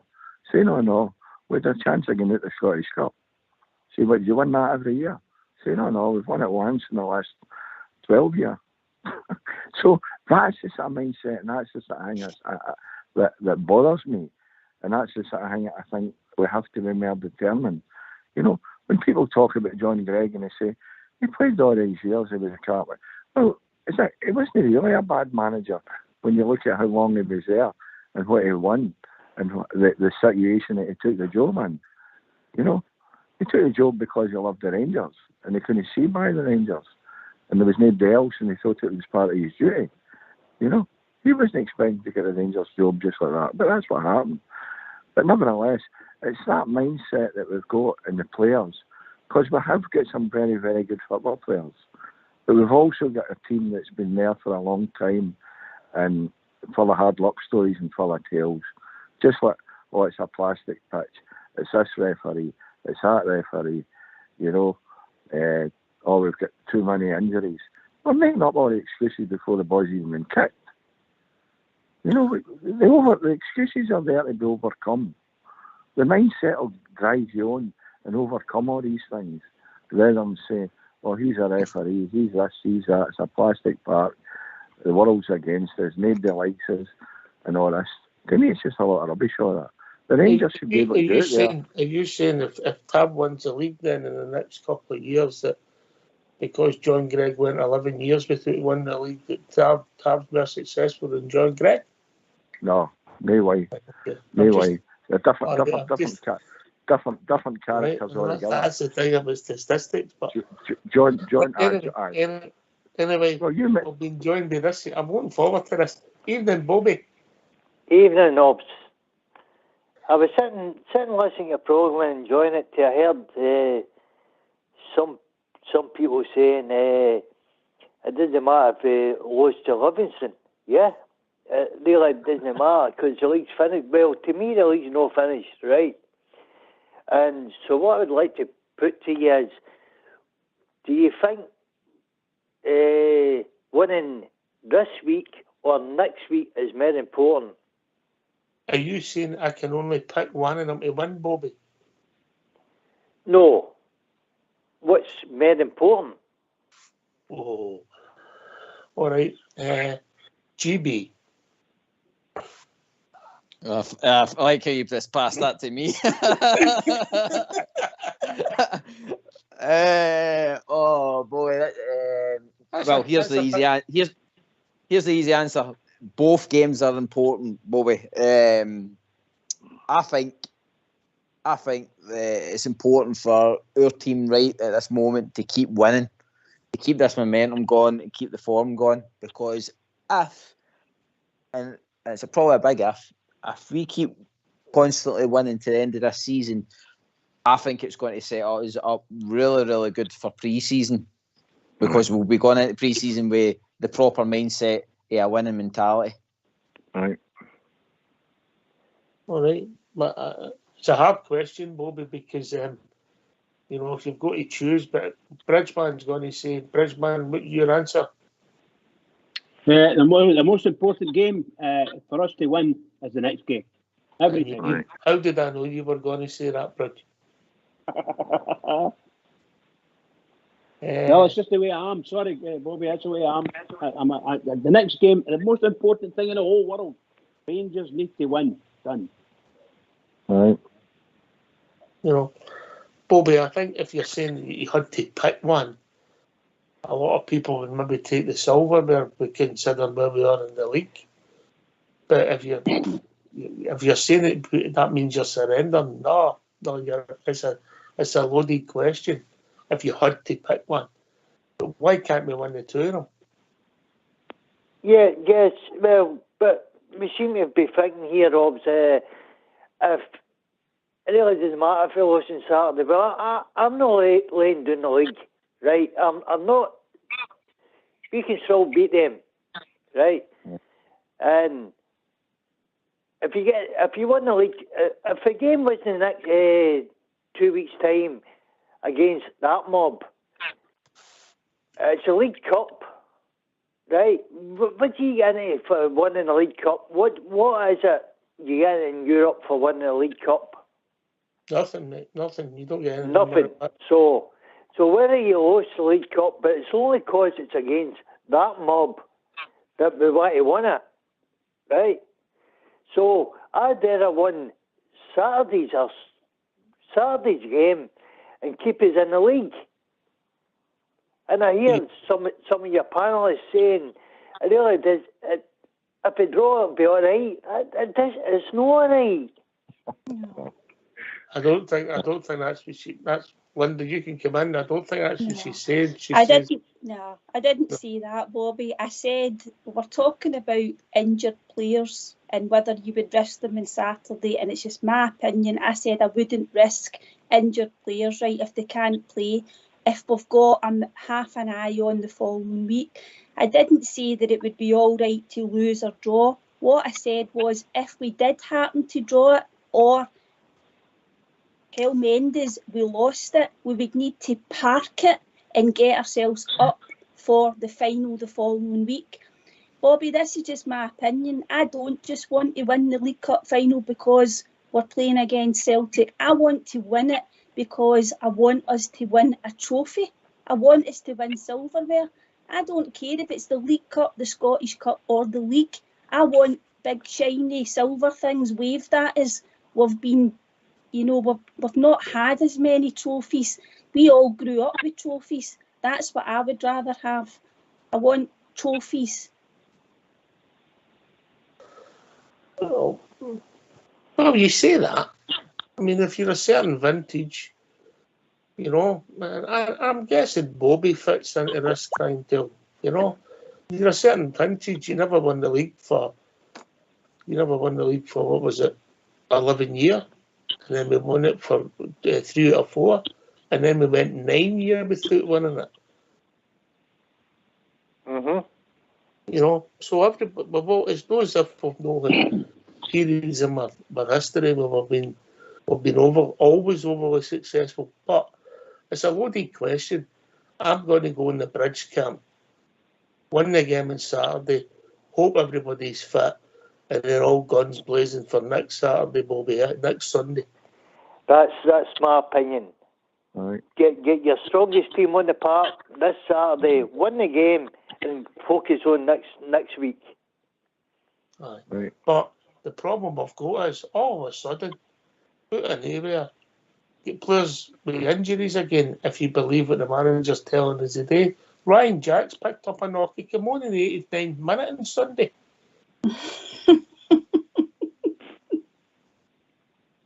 Right. That's because he stood in front of Scott Wright. Scott Wright picked him. Scott Wright picked him because he was getting old. Just before I go, there was another point I put to you when I'm listening to your programme, right? It's very interesting. I enjoy watching every night. You're talking about where do you play Tillman, Raskin and Cantwell. Yeah. Well, I think Beale is actually building 2 players for each position, not to play the 3 of them in the same place. They played Cantwell, Hadji, Raskin and Tillman. They can never be in the same team. Never. So I think it's 2 to 4. All right, so you're saying that the way we set up this new with this 4-2-3-1, I think the guy who plays behind the striker, they call him the number 10 or whatever you want to call him, Bobby. That's where Tillman's playing this now, and that to me looks as if it's Cantwell's best position also. Yes, so that's what I'm saying is you can't play the 2 of them in the same team. So if you've got a wee easier game, you can maybe swap teams about, right? and you play maybe Cantwell with Raskin or Tillman with Raskin and a hard midfielder, which we maybe get in the summer. I don't know. But you can't have a team of a midfielder flair players. You need somebody in there grafting away. You need a ball winner. You need a ball winner. You need a blend. I think you'd agree with that. Jimmy mentioned some of the players: John Gregg, Alan McDonald, John Brown, Ian Ferguson. You know, you need a blend. You need these in your team week in, week out a league season. Jimmy, in you come. I know. It's definitely that mixture of players, but I believe that that's my. I mean, I'm a skeptic and listen to him, and you know, I say, well, maybe he talks a lot and that, but he has talking sense. You know, I mean, his interview today was very good. And what he said, that there'll be big changes in the summer. And obviously he's seeing what we see. And he knows that it's not acceptable and it's not good enough. You know, because he's playing for his own position as well. He's playing for his own reputation and his own image. Because he's a brand new manager just out the box. I mean, he was only there at Queen's Park Rangers for, 10 minutes or something. And then he's back up at the Rangers saying, oh, there's always something special about this club and all that. So he's got to prove himself as well, and the only way he can do that is through winning things with the Rangers, which I believe that there's a good chance that he will. And I certainly believe that we'll win the League Cup, and I think that we should win the Scottish Cup, and I think that we'll cut down the gap at the top of the league.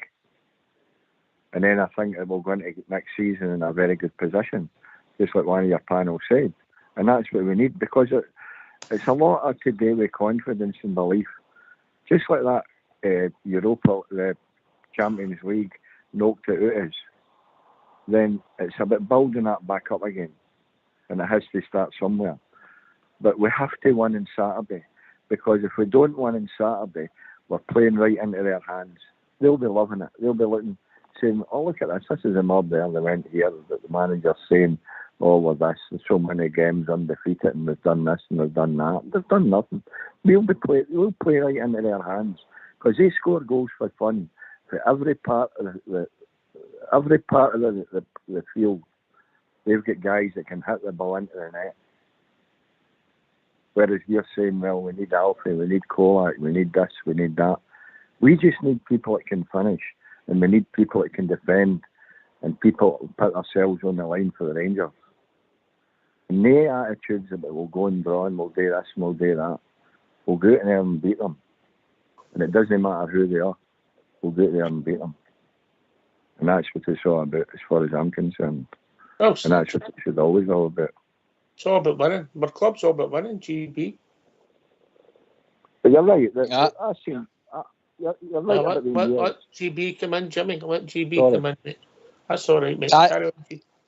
No, Jimmy, you're bang on, mate. That's what the club's been built on. It's been built on success and trophies and that mindset that they go out every week and win. And we've even heard the current players speaking about it. There's Golson. You picked up on Golson. Golson was looking at it that he didn't want to go down to another club and sign a contract, and the mindset was going to be that they could possibly maybe draw a game or lose a game here and there. Even the manager's touched on it, that he couldn't get his head around it when he left Rangers. He was in Aston Villa and folk were happy to sit in 8th position. It was annoying him. So, like I think we've got the right people in the right places now to build and get us back to that kind of winning mentality. And like you says, Jimmy, all starts on Saturday. We go out there, we put in a good performance, get the confidence right up for going into the cup final the following week, because let's face it, the players that do start on Saturday, they have to play for their place in the cup final. They have to put on a performance, because if they don't turn up on Saturday, then they don't turn up the following week. Bobby, here's a question for you, mate. Yeah? Yeah. Right, see modern football, particularly now with 5 substitutes, it has changed the whole mindset, innit? Of who you pick and who you play and who's in your squad. You never used to carry guys on the bench who were, say, 60% fit coming back for injury. they wouldn't be there. But now, because you've got 9 substitutes, you know, maybe I'll just come along, we'll see them. If things go well, we'll maybe get you on for 10 minutes. It never used to happen. No, it used to just be 2 subs. But so it's really a pool, and I don't like going about them. But if you watch that mob up the road, they can bring on players to change a game. We can't. We should always play the strongest team, always. And if they're not fit, put them on the bench and maybe they can come on. But we should always play our strongest team because we want to win every game. I don't care if it's a friendly, doing it derby or so. I don't care. I still want to win. So always our strongest team. Even I say, oh, we can put this man in against that team. I just want to win. And so my most important thing is win on Saturday, then we can think about them. Yep, first comment, well said. Linda, you want to come in? Yeah, you were just talking about the fitness, you know, in terms of the 5 subs, and you can have as many people on the bench. But remember, in years gone by, the guys coming back for injury would maybe get to play for the reserves, wouldn't they? And you know that was always a kind of an avenue to get players' fitness up. We've obviously not got that now, so it is very difficult, and they're trying to get them minutes in competitive games, isn't it? And at this time of the season, like any game, every game we've got to win. So there is a lot of pressure on the manager. You can understand why even on Sunday he started a couple of the players. Maybe in hindsight he wouldn't have done that. But yeah, it's not easy for him. Well, he wouldn't have started. Hadji wasn't starting, was he? No, Lowry was starting. Yeah. Lowry was starting, you know. And obviously Hadji, I don't know what used to gentlemen think Bobby and Jimmy, but I'll go to Jimmy first. He looked miles off it still, didn't he? He looked like a player coming back from injury, Jimmy. Aye. I don't think he should have started. It should have been my strongest team. More so when you had Cantwell and you had that Baskin boy in the team for making them for starting to make them. He didn't need Hadji in the team, you know. But obviously he could have been in the bench or whatever. Just what you were saying there about substitutes. I just thinking back years ago when I was young, you know, and you used to go to the games and you'd see the team sheet and there would always be somebody on the bench and it would be Newman. And I'd say, how come it's always Newman? But it was a trialist and they were always, you know, the older folk will know what I'm talking about. But it was always like a trialist. And that's how they had him doing his Newman on the bench, you know, and you think how far it's all came now when we've got about 7 guys all sitting there on them a couple of £100,000 a year or whatever, you know. And they wouldn't have got in the old Ibrox Stugouts 9 substitutes, would they? No, but it's just something that just going through my mind when I was listening to you talking about all these substitutes, and they've all got to have a leather seat and all that, and they've all got to have an banana, you know. They used to sit smoking their fags, you know. and that's the truth. That's the truth as well. But no, start with your strongest team all the time, and whatever game you're playing, you have to win it. And the more you win, the more the confidence goes up, and the more the winning will become a habit. And once you start getting the trophies, whether it's a Glasgow Cup, League Cup, whatever cup, once you start getting that silverware and get your hands in it, and you see the medals in your house. That's the most important thing, because that's what brings the team together. They'll all be on different wages and different financial structures or whatever. But it's the medals. They've all got the same medals. The top player with the most money doesn't get a different medal for the guy that's just starting out and just made an appearance in that cup final. It's the same medal, and that's what you're playing for. Winners' medals, trophies, and success. Bobby, last word. The last caller just brought up memories to me. You used to get a programme and see this Newman. You used to say, who's this Newman? Where was he come from? No, but it was a trialist. You used to say, who's this Newman? I never heard of him. and used to say, but he was a trialist. So that was true. That was actually true. But my point is, see when you see the English teams, and it's a League Cup, they don't even try, right? And we're too interested in this League Cup. I know we want to win it because it's against that mob, right? But my most important thing is Saturday. I've still got a bet on the league. I want to win the league, mate. I hope you're right, Bobby. I hope you're right. Well, gentlemen, we've reached that time of the evening, and Linda. Thanks, Bobby. Thanks, Jimmy. Always good to hear from you two fine gentlemen. Cheers, mate. Right, thanks a lot. Take care. Cheers, Good night. God bless. GB.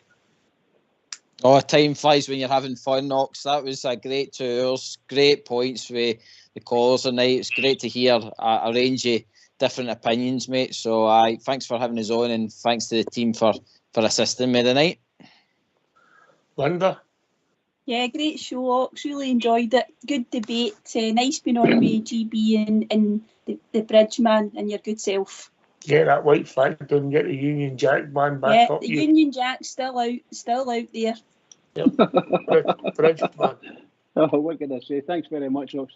Another great show. Loved it tonight. And well done to your techie team looking after us as well. And to the two guys with me, Linda and GB, thank you very much for carrying me. I'm a tidy weight, so you'll sleep well tonight. I can tell you that.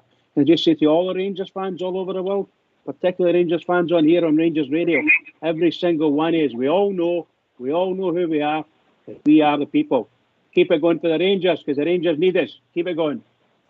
Yeah. Thanks to Georgie Logan for calling in. Of course, we have Jimmy. He's joined us, in Bobby, one of Rangers Radio's characters. Thanks to GB and Linda and Bridgeman for doing the show. Fox and Old School Blue for doing the technicals. Rangers Radio will be back tomorrow night between 8 and 10. Talking about all things Rangers. Take it away, Old School Blue.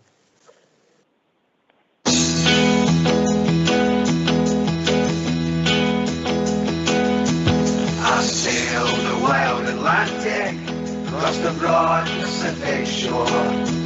I sailed around the stormy capes and I've heard the forties roar.